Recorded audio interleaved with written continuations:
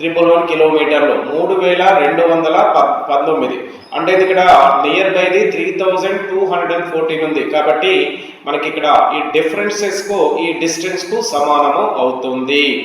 Right, ఇక చూడండి ఇక్కడ మొత్తం ఎన్ని రేఖాంశాలు భారత్ గుండా వెళ్తున్నాయంటే 29 ఇంటూ 2 రేఖాంశాల మధ్య దూరం భారతదేశంలో 101 కిలోమీటర్లు అనేది మనం ఇంతకుముందు చూసాం. 29 అంటే ఈజ్ ఈక్వల్ టు 29 మొత్తం 2929 కిలోమీటర్ల పొడవున మన భారతదేశము పశ్చిమ నుంచి తూర్పు ఉంది. అంటే ఇది మొత్తం దూరం ఎంత ఇచ్చాడు మనకి ఇక్కడ 2933. ఇక్కడ ఎంత వచ్చింది చూడండి, ఇక్కడ 2929 అంటే నియర్లీ ఈ డిస్టెన్స్ కు సమానం అవుతుంది. కాబట్టి భారతదేశం యొక్క మొత్తం పొడవు ఉత్తరం నుంచి దక్షిణానికి కనుక్కోవాలంటే మొత్తం రేఖాంశాలు ఇంటూ 2 రేఖాంశాల మధ్య దూరాన్ని గణిస్తే మొత్తం ఉత్తరం నుంచి దక్షిణానికి వస్తుంది. అదేవిధంగా పశ్చిమ నుంచి తూర్పుకు మొత్తం దూరాన్ని కనుక్కోవాలంటే 29 ఇంటూ 101 కిలోమీటర్తో మల్టిప్లై చేస్తే మొత్తం పశ్చిమ నుంచి తూర్పు దూరం రావడం జరుగుతుంది. రైట్, ఇక చూడండి ఇక్కడ the total length of the India from north to south it will be calculating is like that 29 into in between two latitude distance table 111 kilometer. You can multiply, you should get that distance from north to south. Okay, from if you want to get the width from west to east, first you can write down total number of latitudes 29 into distance between any two latitudes in India 101. You can multiply, you should get the west to east total length of the India. This is about the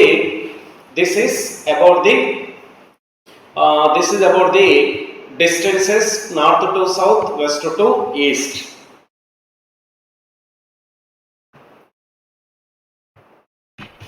Right, now dividing lines, విభజన రేఖలు.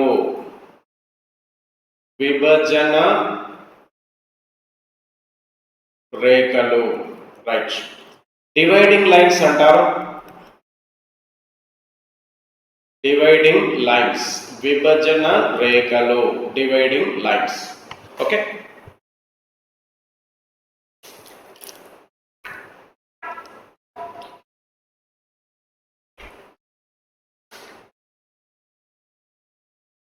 Right, ఇక చూడండి ఇక్కడ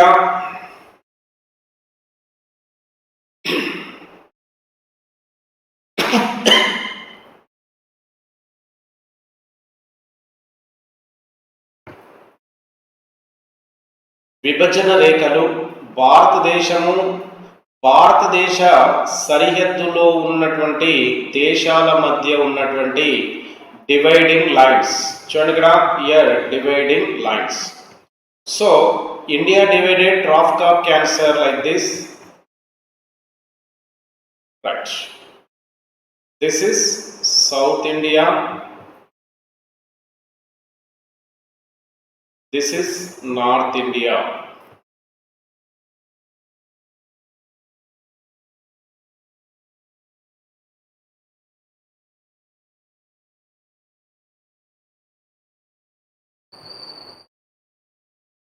right, విభజన రేఖలు అంటే భారతదేశం చుట్టూ ఉన్న దేశాల మధ్య ఏదైనా వివాదం కలిగి ఉంటే ఆ వివాదం అనేది లాంగ్ పీరియడ్ లో ప్రొవైడ్ గా అయితే దాన్ని ఎక్కడైతే ఆ కాంట్రవర్సల్ క్రియేట్ అవుతుందో ఆ క్రియేట్ అవుతున్నటువంటి కాంట్రవర్సల్ లైన్ ని విభజన రేఖలు అంటారు. Dividing line or controversial line అంటే వివాదాస్పద రేఖలు. That dividing lines they are the divide controversial between the India and surrounding countries at any one of the line, that is the dividing lines. Right, here dividing lines is a one. See, this is the dividing line. With this dividing line between India Pakistan, in between one of the dividing line is that the dividing line is there from year to year. This is the dividing line India Pakistan. This name of the dividing line, which is called as a Radcliffe line, right? That name of the Radcliffe line, India versus Pakistan, in between dividing line, which is called as a Radcliffe line, Radcliffe line. This name of this Radcliffe line is on the name of the Britisher. Is a Radcliffe is a one of the person by that Radcliffe, that India and Pakistan both are the countries are the separated separated in 1947 on the time of the independent period. In 1947, India Pakistan divided. The name of the dividing line, okay, edge is there. The name of the edge Radcliffe line is there. One of the bureaucrats of England, the name of the person Radcliffe, in 1947 divided. Right. Next one, India versus means controversial. Versus means that is a war atmosphere. Versus means is a negative atmosphere region ni mana versus ani petto pilustu untam. Right. India versus Afghanistan dividing line in between. India versus Afghanistan dividing line, that is the Durand line. Durand line. The name of the Durand line is drawn in. This name of the line is drawn 1897. From 1897, that India, Afghanistan in between, that line is drawn by the government, India up that time British government, and also Afghanistan. 1897 is drawn. Durand is a one of the person name. Okay, right. This is the third one is a. Now you can see here. This much area. Jammu Kashmir, western part of the Jammu Kashmir is occupied by the Pakistan in 1948 on the name of the POK. On the name of the POK, Pakistan is occupied the western part of the Jammu Kashmir in 1948. First war between India, Pakistan. In between India and Pakistan, first war is started in 1948. So in 48, this Jammu Kashmir western part is occupied by the Pakistan on the name of the Pak occupied Kashmir. Pak akramita Kashmir ane పేరుతో దీన్ని ఆక్రమించింది. So this is the Jammu Kashmir versus POK. In between, one of the dividing line is there. This name of the dividing line. This is the dividing line between POK and Jammu Kashmir. The name of the line LOC, line of control. అంటే నియంత్రణ రేఖ అనే పేరుతో దీన్ని పిలుస్తూ ఉన్నారు. నియంత్రణ రేఖ. ఈ ఎల్ఓసి అనే ఈ నియంత్రణ రేఖ ప్రపంచంలోనే అతి పెద్ద వివాదాస్పద రేఖగా దీన్ని పిలుస్తున్నారు. In world high controversial dividing line is the LOC. Okay, so this LOC is drawn in 1948 between India and Pakistan. This LOC is not, India is not agreed. So LOC unofficially is not agree with the India. భారతదేశానికి LOC అనేది official గా మనకు స్వతంత్రంగా భారతదేశం ఒప్పుకోవడం లేదు. అంటే ఇక్కడ ఎల్ఓసిని భారతదేశం ఒప్పుకోవట్లేదంటే మనకు పాక్ ఆక్యుపైడ్ కాశ్మీర్ అనే భాగము భారతదేశంలోని భాగంగానే మనకు ప్రపంచ దేశాలు, యుఎన్ఓ దేశాలు అన్ని కూడా ఎక్సెప్ట్ పాకిస్తాన్, చైనా తప్ప మిగిలిన యుఎన్ఓ ఇతర దేశాలన్నీ కూడా ఈ పిఓకే అనే ప్రాంతము భారతదేశంలోని భాగంగానే చూపిస్తున్నాయి. ఆ దేశాల ఒక పటాలలో మ్యాప్లో పిఓకేని భారత్లోని భాగంగానే చూపిస్తున్నాయి. కాబట్టి పిఓకే అనే ప్రాంతము భారత్లోని భాగంగానే ప్రస్తుతం చూడడం జరుగుతుంది. కాబట్టి పిఓకేని అతి తొందరలో మనకు భారతదేశం ఆక్రమించుకునే అవకాశం ఉందనేది ఈ మధ్య కాలంలో కేంద్ర ప్రభుత్వం ఎన్నోసార్లు ఒక స్టేట్మెంట్ కూడా ఇస్తూ వచ్చింది. కాబట్టి పిఓకే అనేది ప్రస్తుతం మన రాబోయే కాలంలో భారతదేశంలోని భాగంగానే ఉంటుందనేది మనం ఆశావాదంగా ఆలోచన చేయవచ్చు. కాబట్టి 48 మరి భారతదేశంలోని ఏ నియంత్రణ విభజన రేఖని భారతదేశం ఒప్పుకోవడం లేదంటే ఎల్ఓసి. ఇక్కడ ప్రపంచంలోనే అత్యంత వివాదాస్పద రేఖగా ఎల్ఓసిని పిలుస్తూ ఉన్నారు. ఇక 4వ చూడండి, ఇక్కడ 4వ తీసుకుంటే ఇటు భారతదేశం మరియు చైనాల మధ్య ఒక విభజన రేఖ అనేది ఉంది.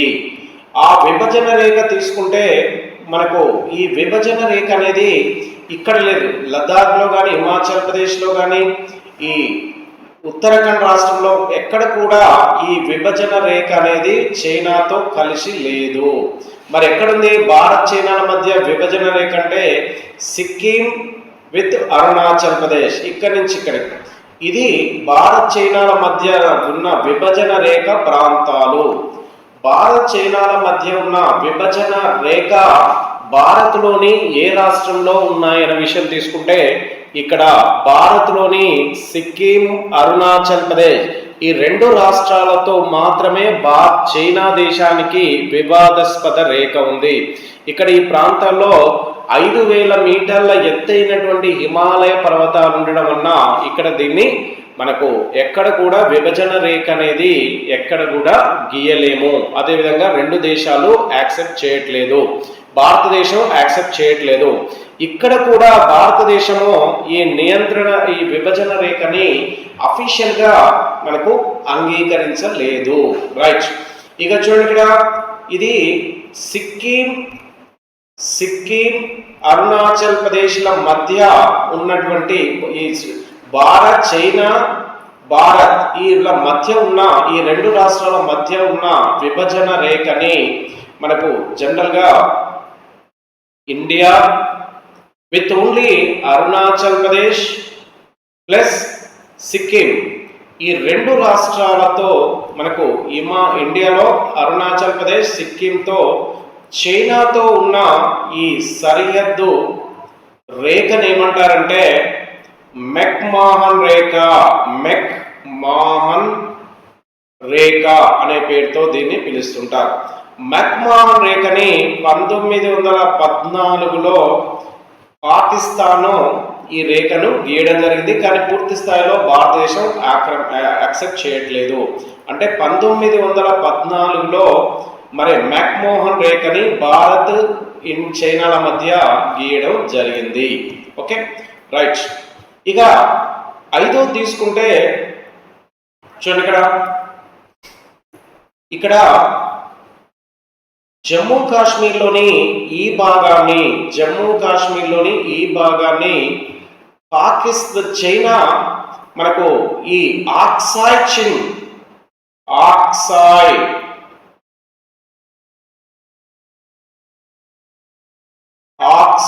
చిన్ అనే పేరుతో జమ్మూ కాశ్మీర్లోని తూర్పు భాగాన్ని 1962లో ఆక్రమించుకుంది.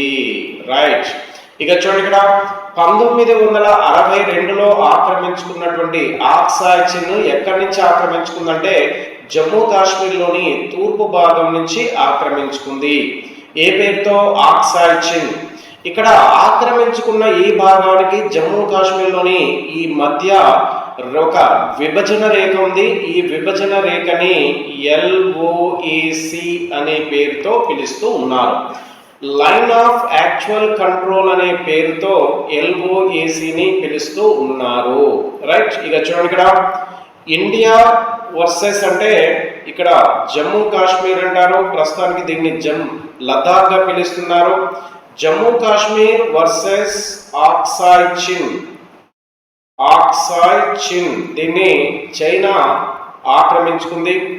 మనకు ఈ రెండింటి మధ్య ఎల్ఓఏసి అనే ఒక లైన్ గీశారు. దీన్ని 1962లో దీన్ని ఏర్పాటు చేయడం జరిగింది. అంటే మనకు 1962లో మనకు భారత్ చైనాల మధ్య భారతదేశంలోని ఆక్సాయ్ చిన్ని జమ్మూ కాశ్మీర్ నుంచి ఆక్రమించుకుంది. ఇలా ఆక్రమించుకున్న ఈ ప్రాంతాన్ని ఆక్సాయ్ చిన్ అంటారు. దాన్ని ఆక్సాయ్ చిన్ జమ్మూ కాశ్మీర్ మధ్య ఉన్న విభజన రేఖను ఎల్ఓఏసిగా పిలవడం జరుగుతుంది.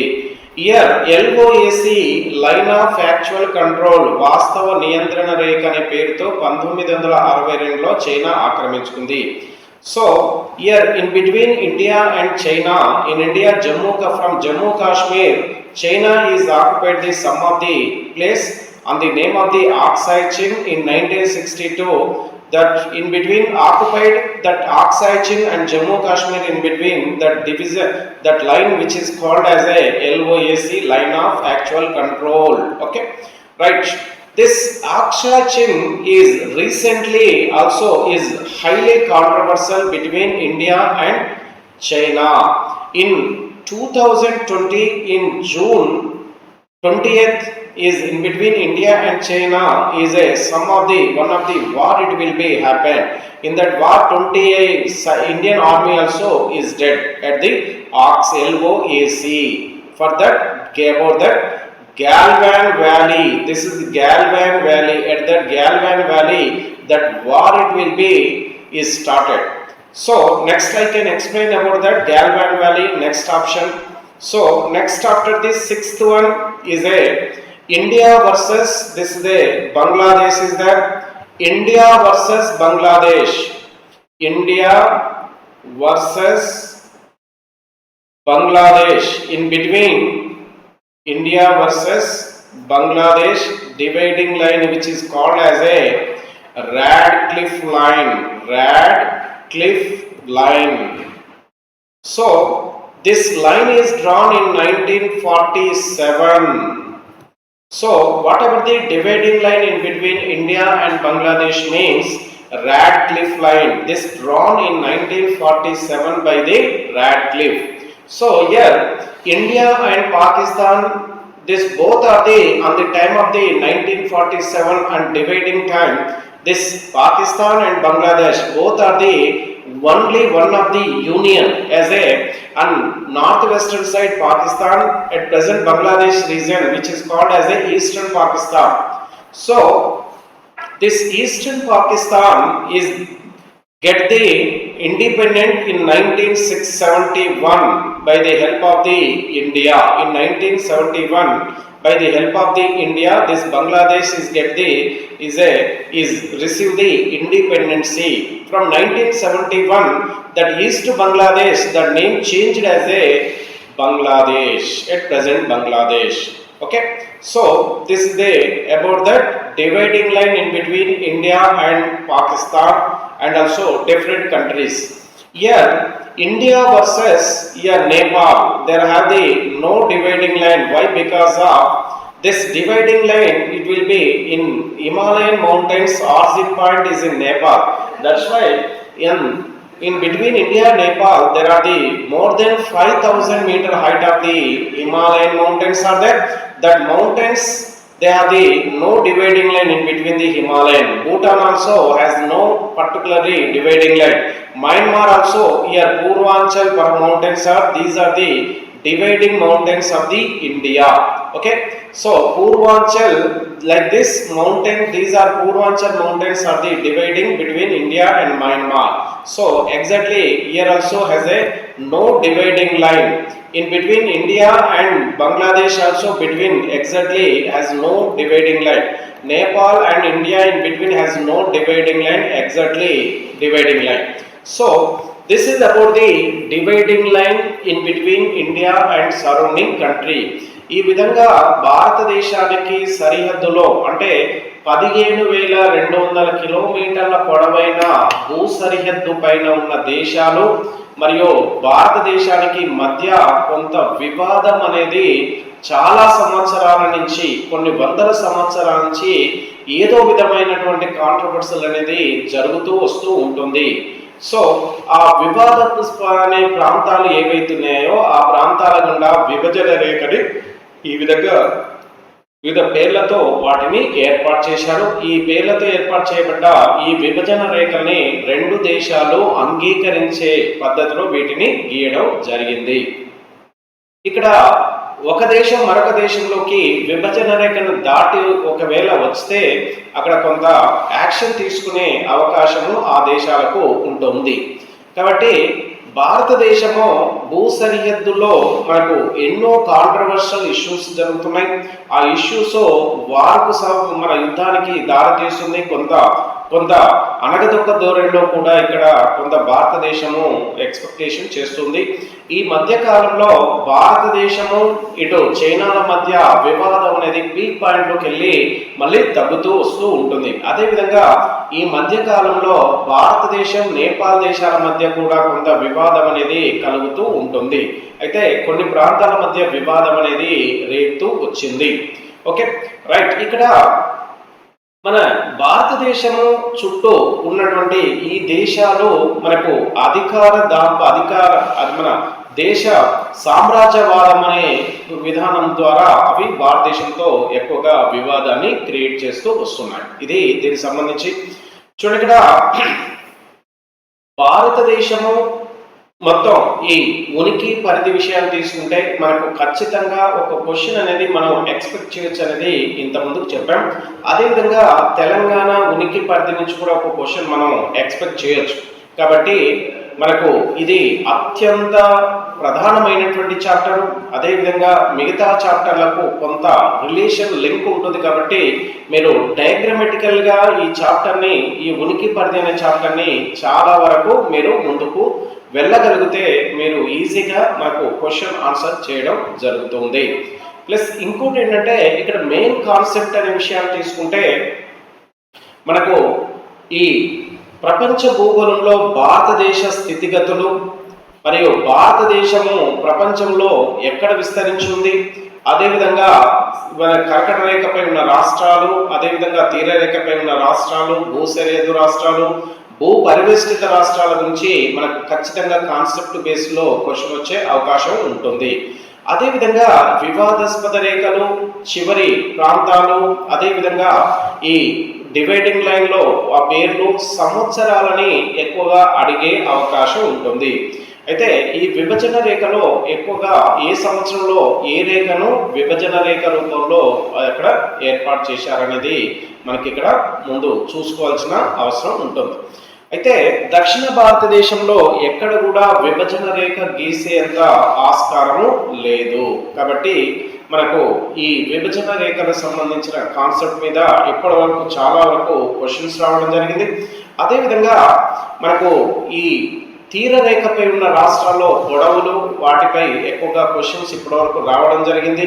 మనకు భూ సరిహద్దులో ఏ రాష్ట్రానికి ఏ దేశానికి ఏ రాష్ట్రాలు సరిహద్దుని కలిగి ఉన్నాయి, ఆ రాష్ట్రాల పేరు, ఆ రాష్ట్రాల యొక్క పొడవులు ఎంత, ఆ దేశాలు భారతదేశం ఇతర దేశాల మధ్య ఉన్న దేశాల మధ్య ఉన్నటువంటి సరిహద్దు పొడవుని కూడా మనం ఎక్కువగా అబ్జర్వ్ చేస్తూ మనం ముందుకెళ్లాల్సిన అవసరం ఉంటుంది.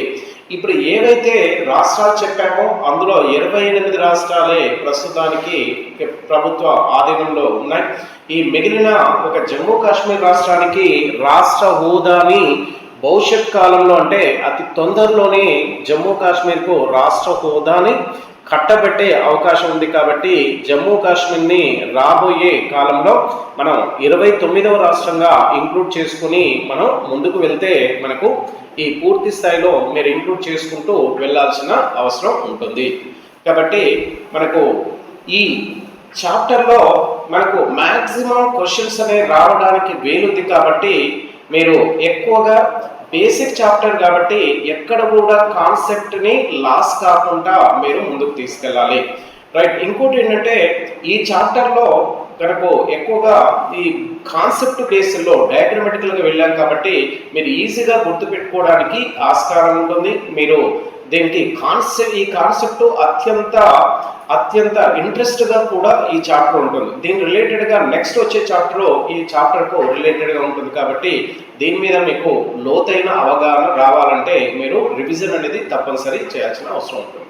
Okay, right, good luck.